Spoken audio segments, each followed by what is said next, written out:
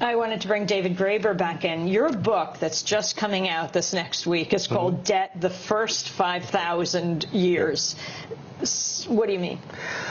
Well, I was involved in the ultra-globalization for years, ultra-globalization movement for years, and it occurred to me that almost everything that we were facing was framed as a debt crisis.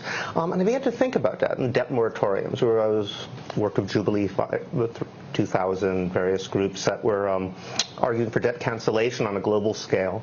And I became fascinated. What is debt? Because we talk about it all the time, and it has incredible moral power over us. But I realized that no one's ever written a history of debt.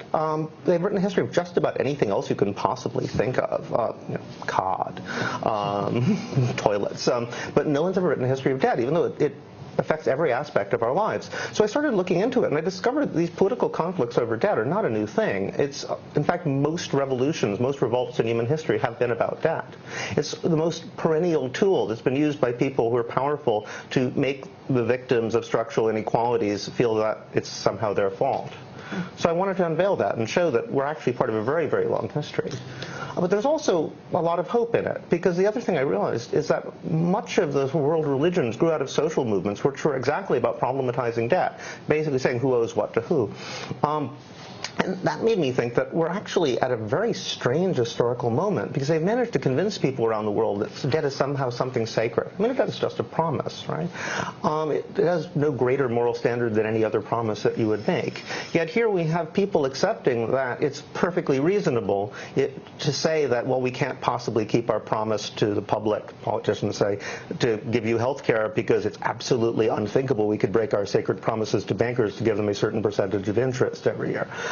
How did that become a convincing argument? It's utterly odd if you think about it in terms of any kind of principle of democracy.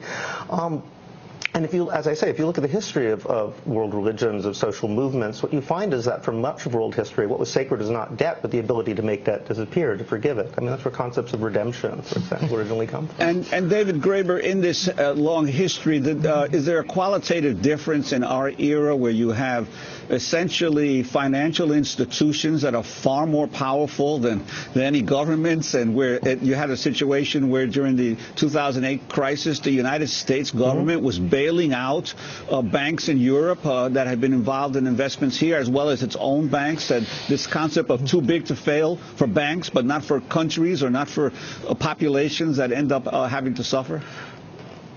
Well, I think that actually marks a really significant break in world history. I think when we look back at this, we're going to think of 2008.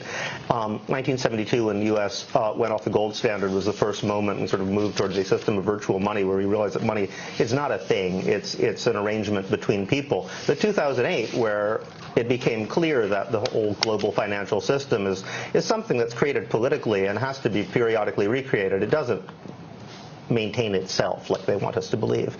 I mean, that really marks a break. The question is, now that we understand that money is a political construct, we really do just print it as a promise that people make to each other. Well, who has control over that process of making promises? Who gets to make them and to whom? Paul Mason, last comment. Well, look, you're absolutely right that the situation we're in is unprecedented. The whole what is debt is the other side of credit. Credit is what makes capitalism go. It's what makes it possible to invest without having first accumulated the money. And we're in a situation where the entire system seems incapable of recognizing bad debt. The bad debt has been flowing around the system since Lehman. It was accumulated in 10 years. What is debt? What is bad debt? It's accumulated stupidity, and we don't know how stupid we've been until somebody recognizes how bad the debts are, and we're not prepared to do it. We have to leave it there. I want to thank you, Paul Mason. His latest book is called Live Working or Die Fighting: How the Working Class Went Global. He also wrote Meltdown, the End of the Age of Greed. And thanks so much to David Graeber. His new book is called Debt, the First 5,000 Years.